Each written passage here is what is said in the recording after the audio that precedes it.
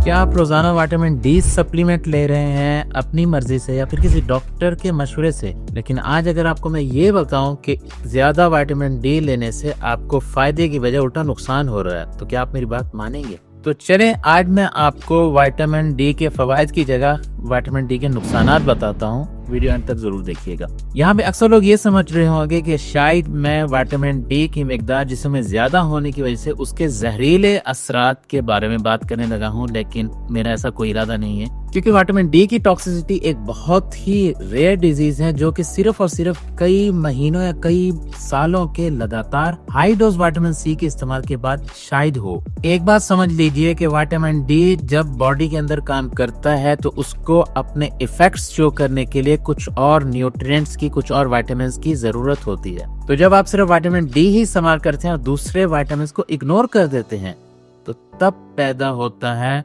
दूसरे विटामिन्स की कमी का शदीद बहरान।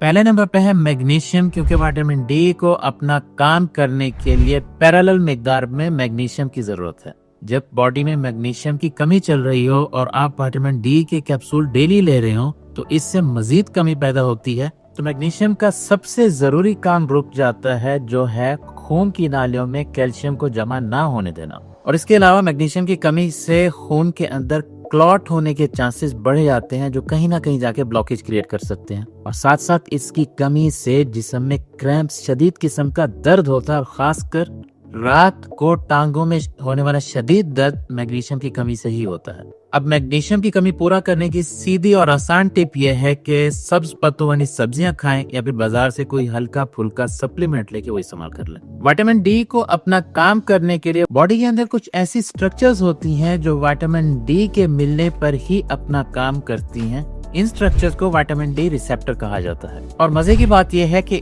इन विटामिन डी रिसेप्टर्स को अपना काम करने के लिए एक और न्यूट्रिएंट की जरूरत होती है, जिसकी कमी हो जाए तो आप जितना मर्जी विटामिन डी ले दें, विटामिन डी के असरात आपकी बॉडी में जाहिर नहीं होंगे। और इस न्यूट्रिएंट का नाम है जिंक। जिंक की कमी से आपकी चखने या सूंघने की सलाहियत मुतासिर होती है, जिल्द पे कील मुहासे और दाने निकल जाते हैं, या फिर स्किन डैमेज रहती है। और तीसरे नंबर पे टेस्टोस्टेरोन का लेवल लो रहता है।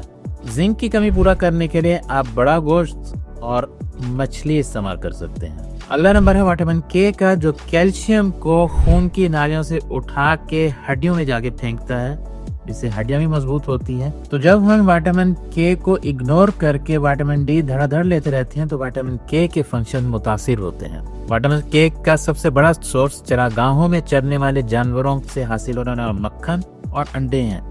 एक और विटामिन है जिसको विटामिन डी का इनविजिबल दोस्त कहा जाता है, क्योंकि ये विटामिन डी के साथ पैरेलल होके काम करता है। और अगर इसकी कमी हो जाए तो रात को देखने की सलाहियत बहुत मुतासिर होती है, आंखों में खुश्की हो जाती है, जिसे ड्राई आई सिंड्रोम भी कहा जाता है, जिल्द ड्राई रहती है और कुव्वत मुदाफियत बहुत ही वीक हो जाती है। विटामिन डी के इस इनविजिबल दोस्त का नाम विटामिन ए है।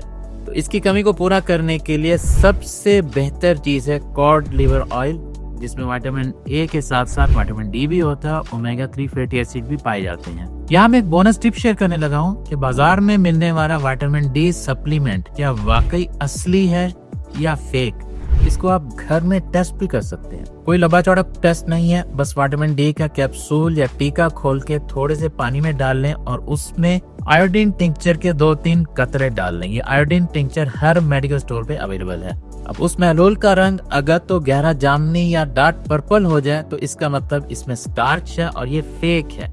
लेकिन इसका कलर अगर पीला रहे या क्लियर रहे तो इसका मतलब ये सेफ है और आप इसे यूज कर सकते हैं। विटामिन डी एक बहुत ही पावरफुल सप्लीमेंट है और जिस्म के तकरीबन तमाम होने वाले फंक्शंस के अंदर इसका कोई ना कोई रोल मौजूद है।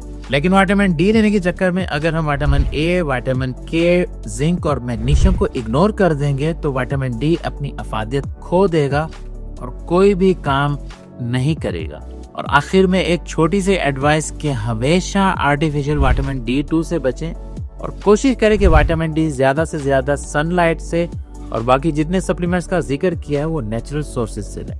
वीडियो अच्छी लगी हो तो इसको लाइक जरूर कर दें और कमेंट्स में मुझे ये जरूर बताएं कि विटामिन डी के अलावा आपको बाकी किसी सप्लीमेंट की कमी फील हो रही है। चैनल को सब्सक्राइब कर दें ताकि आगे आपसे मुलाकात भी हो जाए और आपके सवालों का जवाब भी आपको मिलता रहे।